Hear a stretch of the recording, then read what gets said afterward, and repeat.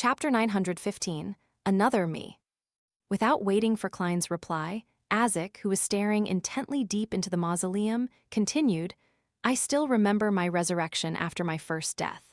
I was lying in a pale white coffin, and I staggered to my feet. I was feeling horrified, having no idea what was happening, nor did I know where I was. Before the clergymen collected my corpse for purification, I escaped, stumbling along the way like a wandering ghost. I crossed grasslands, villagers, and cities. I couldn't recall who I was or where I came from. No matter where I went back then, I would hear all kinds of sobbing. When I watched priests presiding over mass burials, I felt sorrow in every corner. Later, I happened to rescue a noble lady and entered her manor. She was a bright and lively girl, and I was like a feral beast from the jungle. I was sensitive, suspicious, self-abased, afraid, and I often showed a cold, indifferent, cruel side that didn't match the morality of a human. She was very curious about me. No matter how I avoided her or what terrible things I did, she would approach me, infecting me with her smile. She would use interesting matters to influence me, and without realizing it, I got used to her pranks and her existence. We secretly got together. She was very worried that her father wouldn't agree to her marriage to a former tramp and present servant. Seeing her melancholic smile, I had the feeling of blood gushing through me for the first time. I rashly told her that I was leaving, but I would return with an aristocratic title and a bridal garland. I joined the army, becoming a knight. I raised a 3-meter lance and charged at enemies.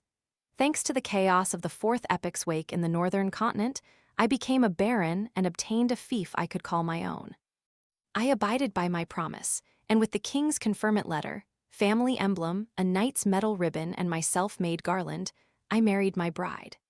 Upon saying this, Azik's expression gradually turned gentle, as though he was reminiscing and recalling something. The corners of his mouth curled up without him realizing it. Klein's heart stirred from hearing this, as though he had met the familiar Mr. Azik again. What happened next? He carefully guided the conversation. Azik looked ahead and said, Later, we built a castle on our fief. We had children, a boy. He grew up very quickly, and I could tell that he would grow up to be tall and stout. He enjoyed combat, often running around while dragging a broadsword, claiming that he wanted to become a knight. I thought it was just child's talk that wouldn't last. However, even if he broke his leg or hurt his head, he didn't abandon his training. He thought that I wouldn't be able to see him if he hid in his room grimacing while tending to his wound. He underestimated his father. All the spirits in the fief were secretly under my service. Year after year passed. I recovered more and more of my memories. My wife often grumbled that the castle was too cold and dark, and that she wished to go somewhere with sunlight and warmth. I satisfied her request, but it was only much later that I realized that it wasn't because she disliked staying in the castle, but that she was afraid of the changes happening to me. She was afraid of the colder me who was becoming a stranger. She never told me these things, spending time with me like she always did. We spent a beautiful time by the seaside in the south, and we even thought of having a second child, but unfortunately, we didn't succeed. It was only when I sensed that my next death was approaching did I return to the fief, to my castle. My son, that boy, told me that he wished to head to Backland, to become an attendant to viscounts or earls, and begin his journey as a knight. I asked him why he had made such a choice when he was only around 10. He told me that I was his idol and role model. He wished to become a noble by being a knight like me without the help of his parents. Back then, I had already recovered most of my memories. Faced with that child, I always felt a little awkward, unfamiliar, and uncomfortable. But when I heard his answer, I still felt an indescribable joy, satisfaction, and pride. He was my son, completely different from the children I had back when I was in the Balam Empire. Klein knew that Mr. Azik was talking about his identity as Baron Lamed I, and the child who made him proud, and satisfied had been poisoned to death in his middle age or advanced years.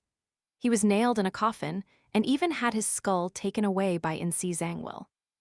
Azik's gaze went adrift for a moment. I died once again and woke up in a groggy manner. I instinctively left my fief and followed my prior arrangements to wander elsewhere. Every incarnation, I had a different life in the beginning. At times, I met with the sweetest love, At other times, I received the most adorable daughter. The love, helplessness, and satisfaction left me taken aback, puzzled, and stumped again and again as I gradually recovered my memories. There was once a time where I was a filial son. I gave my parents pride, a beautiful life, adorable grandsons and granddaughters. But when I awoke and found myself, I recalled that in my previous incarnation, I had coldly watched their real son die in the battlefield and had seized his identity. On the one hand, I felt pain and guilt, and on the other hand, I felt it was nothing, something trivial. My inner heart seemed to dissociate into two. Back then, I had a mask that allowed me to change into anyone, but I lost it after awakening. This might have been something I deliberately lost. Klein recalled Mr. Azek's mention of a daughter who liked getting sweets from him. After some deliberation, he asked, "I believe that it isn't a dissociation, but that you are fighting against madness. After losing your past memories, you, who restart your life, are always kind and warm with rich emotions. At your present state, you probably recognize it even clearer. This might very well be the true you, your essence. And as a death console, you suffer the effects of the beyonder characteristics' latent inclination towards losing control. You suffer the influence brought about by a high-level death pathway beyonder. I heard that he had already gone mad after the War of the Four Emperors." Klein's words weren't without much evidence, because he only knew a few of Azek's incarnations. Baron Lamud, the father who made a swing for his daughter, the filial child, and the warm and friendly history teacher. His goal was to provide a guess, a possibility to help Mr. Azek resist the death console personality that came with his memories. It allowed him to introspect his past incarnations and use this to achieve a particular compromise with himself that wouldn't be too cold. And as he spoke, he suddenly had a new idea. Without waiting for Azek to finish digesting what he had said, he hurriedly asked, "Mr. Azek, do you know about an anchor?" To secure themselves, the deities and angels use anchors to prevent the beyonder characteristics' inclination towards losing control and stop madness from corrupting them. Yes, Azek retracted his gaze and nodded. Klein wasn't too sure, but he used a rather firm tone and said, "Perhaps your repeated memory loss to restart and live a new life is the anchor you use to resist madness and the loss of control. Do not abandon them, do not forget them, that is you." After saying that, Klein added inwardly, "Anchor." Azek repeated this word as his mind seemed lost. After an unknown period of time, he suddenly sighed. This might be an explanation. At least, it lessens the intensity of my mental dissociation and conflicts. However, since I've already come this far, I should still head inside the mausoleum to see what's hiding there. Why is it summoning me, and what is causing me to die and revive again and again, losing my memories during the process only to find them again? This has troubled me for more than 1,000 years. It has troubled my every incarnation. I believe I can receive an answer today. The look in his eyes turned clearer as his voice seemed gentle, but there was an indescribable firmness in it. Klein wanted to stop him, but moments after he opened his mouth, he closed it again. Azek pressed down on his half-top hat. Without turning his head, he said with a gentle smile, "Remember to close your eyes." With that said, he walked forward, following the flights of stairs as he headed for the deep depths of the mausoleum. The wafting black fog didn't produce any more panting sounds.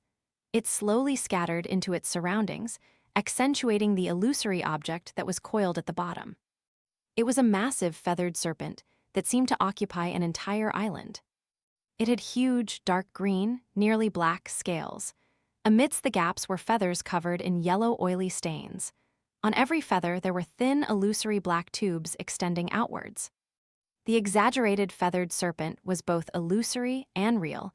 Its actual form was hardly describable. It seemed to be a combination of things incomprehensible to humans.